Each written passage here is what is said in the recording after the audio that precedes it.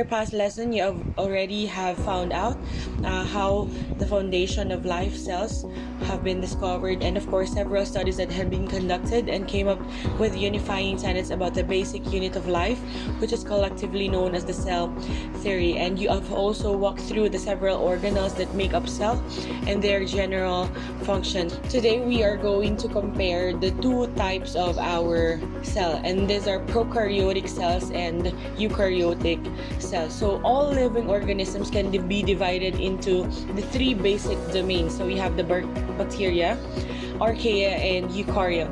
The first one are the prokaryotes. When we say prokaryotes, these are the organisms found in the bacteria and archaea domains.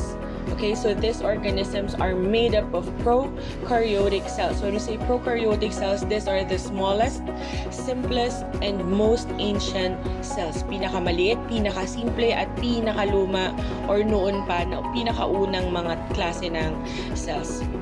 On the other hand, when we say the domain eukarya, we are composed of the eukaryotic cells. So eukaryotic cells are more complex compared to that of the prokaryotic cells. So these organisms are called eukaryotes, which can either be unicellular or multicellular, which includes animals, plants, fungi, and protists. So just keep in mind, guys, that prokaryotes will always be single-celled or unicellular, but eukaryotes on the other hand could either be unicellular or multicellular. So we are going to discuss the common features regarding a prokaryotic and a eukaryotic cell according to Peterson 2019. So again, if we are going to go back to with the first postulate of the cell theory, that all living organisms are composed of cells, and we have several fundamental structures that are present in each cell. So let's have the first one. We have our DNA. So I have already emphasized to you guys that the DNA is the hereditary information or the genetic coding that determines all the characteristics of living things. So this is also known the blueprint of our life. Number two, we have the cell membrane or the plasma membrane. It is the outer layer that separates the cell from the surrounding environment and acts as a selective barrier for incoming and outgoing material. So ito yung fence na sinasabi natin, if you can remember our last video, that surrounds and protects the whole entirety of the cell. The third one is the cytoplasm. So it is the jelly-like fluid within the cell that is composed primarily of water, salts, and proteins, which is what we call as the cytosol. Number four, we have our ribosomes. So the ribosomes are the organelles that make proteins. If you can remember, the ribosomes are present not only rough endoplasmic reticulum, but also it's present in the cytoplasm. So those four are the common features of prokaryotic and eukaryotic cells according to Peterson 2019. So we have the DNA, the cell membrane, the cytoplasm, the ribosomes. So again, all of these four are present in all types of cell.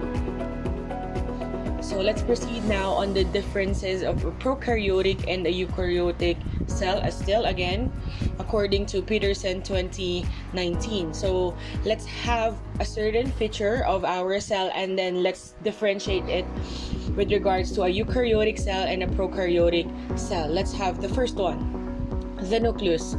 So for our eukaryotic cell, the nucleus is surrounded by a nuclear envelope. Okay, so we have what we call as the nuclear envelope, which is just like the cell membrane, only that the nuclear envelope surrounds the nucleus. On the other hand, on a prokaryotic cell, we do not have a nucleus, but a membraneless nucleoid region. So, ibig sabihin, hindi naka-enclose sa isang compartment yung ating DNA. Meaning, sa prokaryotic cells, the DNA is free-floating, while in a eukaryotic cell, the DNA is being held inside the nucleus. Again, still in our nucleus, in a eukaryotic cell, it contains a number of chromosomes, while on a prokaryotic cell, it may consist of one or multiple linear or circular chromosomes, which is quite very much simple if you are going to compare it with the chromosomes present in a eukaryotic cell. And of course, aside from that, in a prokaryotic cell, it can also contain an extra chromosomal DNA or a plasmid, which is commonly found in our bacteria. That's the comparison between the nucleus of a eukaryotic and a prokaryotic cell. Number 2, what's the difference between their organelles? For a eukaryotic organism, the organelles are membrane bound, such as the mitochondria, the rough and smooth endoplasmic reticulum, and Golgi complex located in the cytoplasm. All of them has boundaries. They all have membranes that cover them or protect them. On the other hand, in a prokaryotic cell, they often have appendages from the cell surface, meaning they have the flagellum, the fimbriae, and the pili. So they do not have membrane-bound organelles. And bacteria on prokaryotic cells as well may also have carboxysomes. Okay, so mainly the comparison between the organelles of the eukaryotic and prokaryotic cells. Ang eukaryotic may membrane bound. Ang prokaryotic, they are not membrane bound.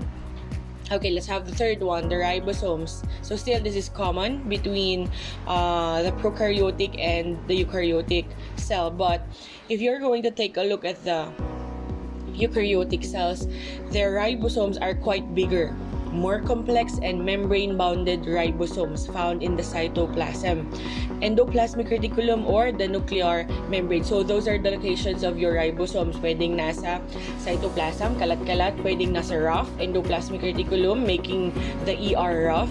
And pwede rin naman sa may bandang nuclear membrane. On the other hand, sa ating prokaryotic cells, ribosomes are free-floating all throughout the cytoplasm. So nakakalat lang sila sa cytoplasm. So wala sila sa nuclear membrane, wala rin sila sa ER, because prokaryotic cells do not have those organelles. So if we are going to compare the sizes of the ribosomes from a eukaryotic and a eukaryotic cells, bigger sa ating eukaryotic cells, and sa ribosomes we only have smaller subunits, 50S and 30S for the prokaryotic cells. Okay, let's have the fourth one, reproduction. So how do eukaryotic cells and prokaryotic cells reproduce? So mostly, our eukaryotic cells, katulad ng nasa atin, reproduce sexually, although some may reproduce through mitosis. So nabanggit natin the last meeting that we had regarding mitosis. So we eukaryotes have the sperm and then the egg cell in order to reproduce sexually, and sometimes our cells, no, not sometimes, our cells actually reproduce through mitosis as well. But for our prokaryotes, they undergo binary fission. And some prokaryotes may also have genetic variations such as transformation, transduction, and conjugation. So it's quite simple when it comes to the reproduction of our prokaryotes compared to that of the eukaryotes. So mas complex kasi ang eukaryotes natin compared to that of our prokaryotes. Another, we have our cell walls. Ayan. So nabanggit ko sa inyo before that plants do have cell walls, the secondary protection for the plants aside from the cell membrane. So vertebrates, kasama tayo doon because we have our vertebral column, do not have cell walls, but plants and other eukaryotes do. Examples would be fungal cell walls that are made up of chitin. So plants and fungal cells, they have their cell walls in order to protect them better. And for other prokaryotes, they also have cell walls. Okay, so they have a rigid cell wall made up of peptidoglycan. So normally these are common in bacteria. So again, cell walls, we don't have those in humans and higher forms of animals, but for plants and fungi, they have cell walls, and also with that of bacteria that composes the cell wall with peptidoglycans. So I am just going to show you a picture of the three different cells, commonly compared types of cells. So we have the first one. If you're going to take a look, it's very simple. So this is an example of a prokaryotic cell. So as you can see, we have only one flagellum, the pilus, the capsule, the cell wall, the plasma membrane, the nucleus, the cytoplasm. It's less in number when it comes to the different parts of the cell. So this is a prokaryotic cell. On the other hand, we have, or I am going to show you two.